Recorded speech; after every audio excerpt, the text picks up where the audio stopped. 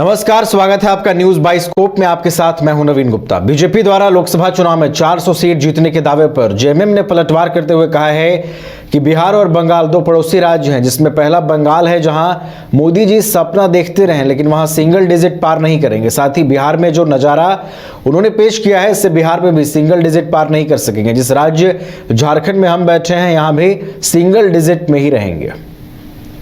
तो ये जो है, इससे उनको कॉन्फिडेंस आया, आप लोगों की वजह से उनको कॉन्फिडेंस आया कि लोकसभा में बोल रहे कि हम 400 ले आएंगे। मैं उनकी बातों का नहीं, लेकिन मैं, क्योंकि मेरे दो पड़ोसी राज्य है जिसका जिक्र आपने किया, एक बंगाल, प्रधानमंत्री जी सपना देखते रहे, वहां पर वो सिंगल डिजिट में रहेंगे। बिहार, उन्होंने जो नजारा पेश किया, वहां पर भी उनकी गठबंधन सिंगल डिजिट में रहेगी। जिस राज्य में मैं बैठ के बात कर रहा हूं, हमारा राज्य भी उनको सिंगल डिजिट में ही भेजेगा। तो ये जो है, इससे उनको कॉन्फिडेंस आया, आप लोगों की वजह से उनको कॉन्फिडेंस आया कि लोकसभा में बोल रहे कि हम 400 ले आएंगे। मैं उनकी बातों का नहीं, लेकिन मैं, क्योंकि मेरे दो पड़ोसी राज्य है जिसका जिक्र आपने किया, एक बंगाल, प्रधानमंत्री जी सपना देखते रहे, वहां पर वो सिंगल डिजिट में रहेंगे। बिहार, उन्होंने जो नजारा पेश किया, वहां पर भी उनकी गठबंधन सिंगल डिजिट में रहेगी। जिस राज्य में मैं बैठ के बात कर रहा हूं,